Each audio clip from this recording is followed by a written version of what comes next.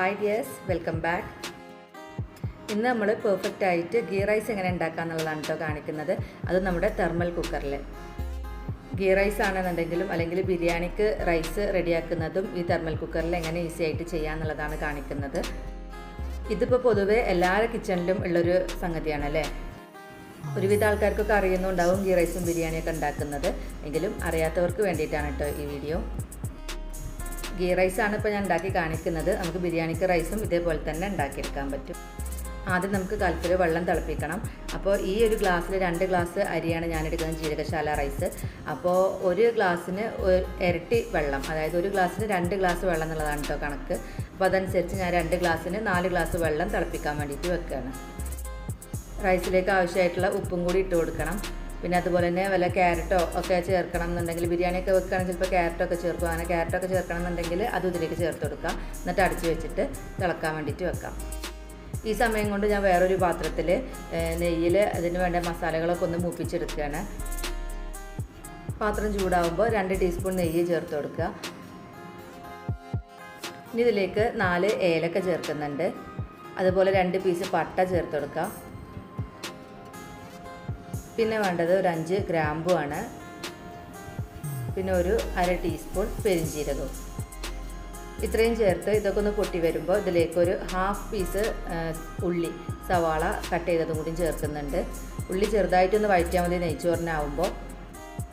ഇനി ബിരിയാണിക്ക് റൈസാണ് ഉണ്ടാക്കുന്നത് എങ്കിൽ നമുക്ക് ഈ ഉള്ളി ചേർക്കണം എന്നില്ല, മസാല മാത്രം മൂപ്പിച്ചിട്ട് ഒഴിച്ചു കൊടുത്താൽ മതി. ഉള്ളി പിന്നെ ലാസ്റ്റ് നമ്മൾ ഫ്രൈ ചെയ്തത് അതിൻ്റെ മേലെ കൂടെ അങ്ങനെ ദം ചെയ്യുമ്പോൾ ഇടയ്ക്ക് ചേർത്ത് കൊടുക്കല്ലേ ചെയ്യാം. ഇങ്ങനെ ഇതിലിട്ടാലും കുഴപ്പമൊന്നുമില്ല കേട്ടോ, റൈസിന് നല്ല ടേസ്റ്റ് ആവുകയുള്ളൂ. ഇതിപ്പോൾ വേറൊരു പാത്രത്തിൽ ചെയ്യണമെന്നില്ല. ആദ്യം തന്നെ സ്റ്റീലിൻ്റെ വലിയ കലത്തിൽ തന്നെ നമുക്ക് നെയ്യ് ഒഴിച്ചിട്ട് അതിൽ ഈ മസാലയൊക്കെ ഒന്ന് മൂപ്പിച്ചതിന് ശേഷം അതിലേക്ക് വെള്ളം ഒഴിച്ചിട്ട് തിളപ്പിച്ചാൽ മതി. പക്ഷേ അങ്ങനെ ആകുമ്പോൾ ഇത് സ്റ്റീലിൻ്റെ പാത്രമല്ലേ, അത് ചിലപ്പോൾ ഇങ്ങനെ ഒരു കറുത്ത് വരാനൊക്കെ ചാൻസ് ഉണ്ട്, കളർ മാറിപ്പോകാനൊക്കെ ചാൻസ് ഉണ്ട്. അപ്പോൾ അതുകൊണ്ടാണ് ഞാൻ ആ പാത്രത്തിൽ വെള്ളം തിളപ്പിക്കാൻ വെച്ചിട്ട് സെപ്പറേറ്റ് ഞാൻ ചെറിയൊരു പാത്രത്തിൽ ചെയ്യണത് കേട്ടോ. സെപ്പറേറ്റ് ചെയ്യുമ്പോൾ എനിക്കൊരു എളുപ്പം തോന്നി. ചെറിയ പാത്രത്തിലാകുമ്പോൾ നമ്മൾ ഇപ്പോൾ കടുകൊക്കെ വറുക്കുന്ന ചെറിയ പാത്രം ഉണ്ടാവില്ല, അതിലാവുമ്പോൾ എളുപ്പമായിട്ട് ചെയ്യാൻ പറ്റുന്ന പോലെ തോന്നി. കാഷ്യൂ മുന്തിരിയൊക്കെ വേണമെന്നുണ്ടെങ്കിൽ നമുക്ക് ഇതിലേക്ക് ചേർത്ത് കൊടുക്കാം. ഞാനത് ആദ്യം തന്നെ ഫ്രൈ ആക്കി മാറ്റി വെച്ചിരിക്കുകയാണ് ഗാർണിഷ് ചെയ്യാൻ വേണ്ടിയിട്ട്.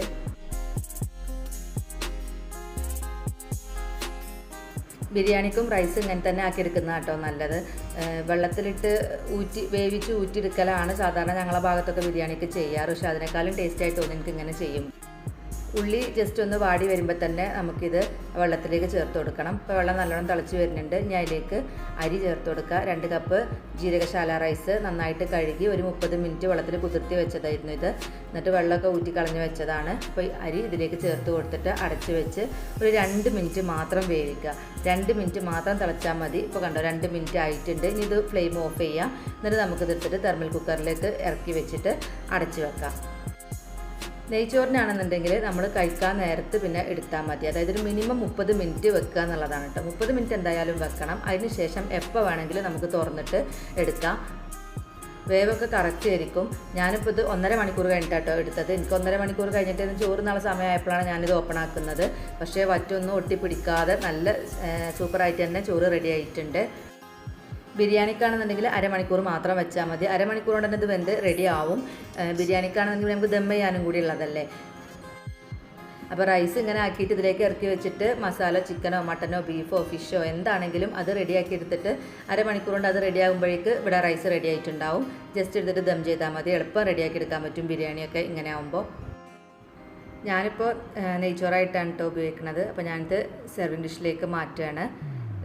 കുറച്ച് സവാളയും പിന്നെ അണ്ടിപ്പരിപ്പ് മുന്തിരിയൊക്കെ ഞാനൊന്ന് ഫ്രൈ ആക്കി വെച്ചിരുന്നു ഇങ്ങനെ ഗാർണിഷ് ചെയ്യാൻ വേണ്ടിയിട്ട്. അപ്പോൾ അതൊക്കെ വെച്ചിട്ട് നമുക്കൊന്ന് ഡെക്കറേറ്റ് ചെയ്തിട്ടെടുക്കാം. ഇതിപ്പോൾ കുറേ ആളുകൾക്കൊക്കെ അറിയുന്നതായിരിക്കും. ഞാൻ അറിയാത്തവർ ഇനിയിപ്പോൾ ബിരിയാണിക്കും നെയ്ച്ചോറിനൊന്നും വേണ്ടി സമയം കളയരുത്. ഒരു 2 മിനിറ്റ് കുക്കിംഗ് ടൈമിൻ്റെ കാര്യമുള്ളൂ കേട്ടോ. അപ്പോൾ ഇതാണ് ഇന്നത്തെ വീഡിയോ. നിങ്ങൾക്ക് എല്ലാവർക്കും ഇഷ്ടമായിട്ടുണ്ടാവുമെന്ന് വിചാരിക്കുന്നു. ഇഷ്ടമായെങ്കിൽ ലൈക്ക് ചെയ്യാനും കമൻറ്റ് ചെയ്യാനും അതുപോലെ തന്നെ സബ്സ്ക്രൈബ് ചെയ്യാത്തവർ സബ്സ്ക്രൈബ് ചെയ്യാനും മറക്കരുത്. വീഡിയോ കണ്ട എല്ലാവർക്കും ഒരുപാട് താങ്ക്സ്. നല്ല റെസിപ്പീസും വീഡിയോസൊക്കെ ആയിട്ട് നമുക്ക് ഇനിയും കാണാം.